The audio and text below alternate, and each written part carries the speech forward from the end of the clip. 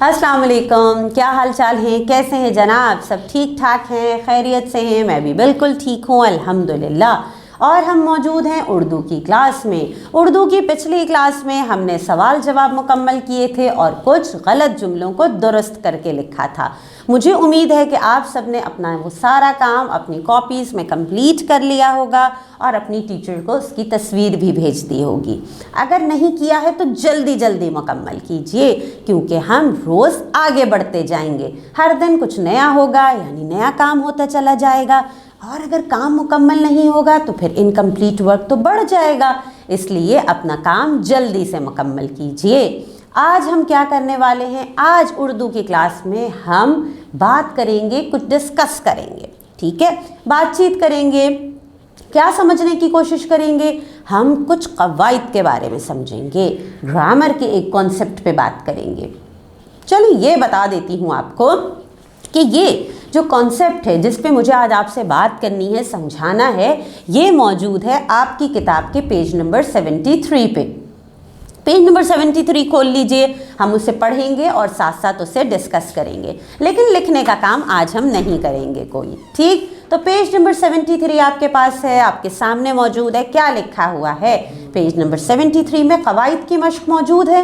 जी हाँ, हमने इसी पे बात करनी है। कवायद की मश्क है, इसमें ज़मीर पे हम बात करेंगे। क्या लिखा है? यहाँ लिखा हुआ है कि किसी तहरीरी इबारत या आपस की गुफ्तगू में अगर एक ही नाम बार बार दोहराया जाए तो उसकी खूबसूरती ख़त्म हो जाती है। इसलिए हम इस्म की जगह मुख्तलिफ अल्फाज इस्तेमाल करते हैं।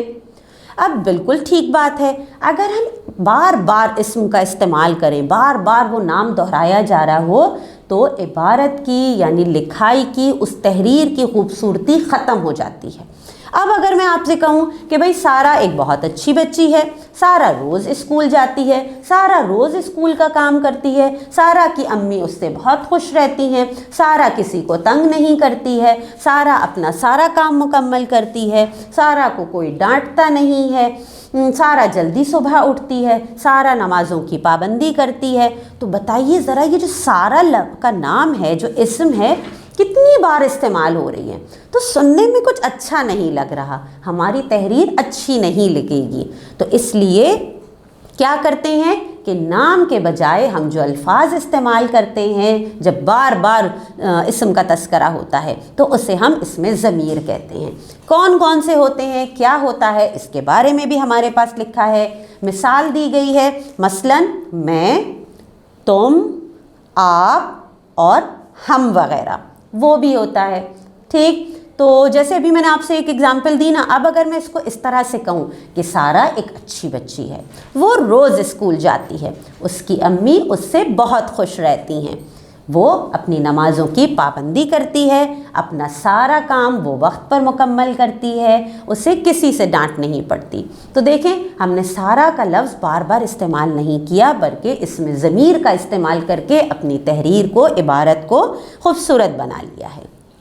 अच्छा जी, आपको पता है कि इसमें ज़मीर की जो है ना, हमारे पास इक़साम भी होती हैं। जी हाँ, इसमें ज़मीर की इक़साम भी मौजूद हैं। इसमें ज़मीर वो लफ्ज़ है जो किसी इस्म की जगह बोला जाए, ये तो हमने बात कर ली, और उस इस्म, ताकि उस इस्म को हम बार बार ना दोहराएं, ठीक है? यानी वो इस्म बार बार दोहराया ना जाए, तो ऐसे अल्फाज हम इस्तेमाल करते हैं उस इस्म की जगह जो इसमें ज़मीर कहलाते हैं।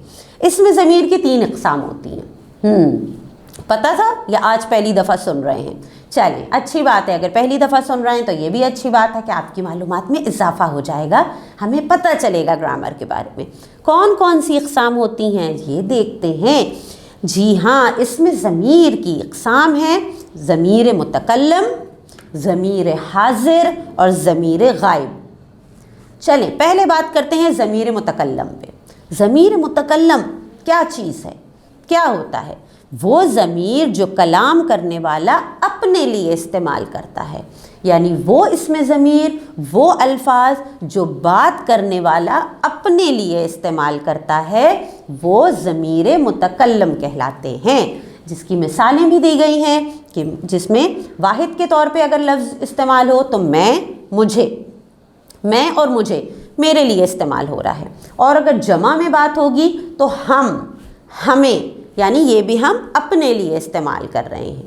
ٹھیک، یہ ہوتے ہیں الفاظ ضمیر متکلم کے۔ کون کون سے الفاظ ہیں ضمیر متکلم میں؟ میں، مجھے، ہم، ہمیں۔ اب آتے ہیں دوسری قسم پہ جو ہے ضمیر حاضر۔ ضمیر حاضر وہ ضمیر ہے جو کلام کرنے والا مخاطب کرنے کے لیے استعمال کرے، ٹھیک ہے، یعنی بات کرنے والا بات کرنے کے لیے استعمال کرے۔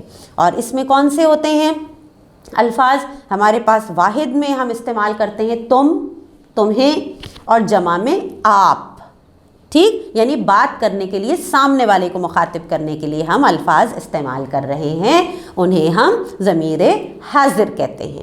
اب آتے ہیں تیسری قسم پہ۔ تیسری قسم ہے ہمارے پاس ضمیر غائب۔ کچھ سمجھ میں آ رہا ہوگا ضمیر غائب کا؟ جی ہاں، وہ ضمیر جس میں کس کا تذکرہ ہو، کس کا ذکر ہو، جو آپ کے سامنے حاضر نہیں ہوتا، ٹھیک ہے۔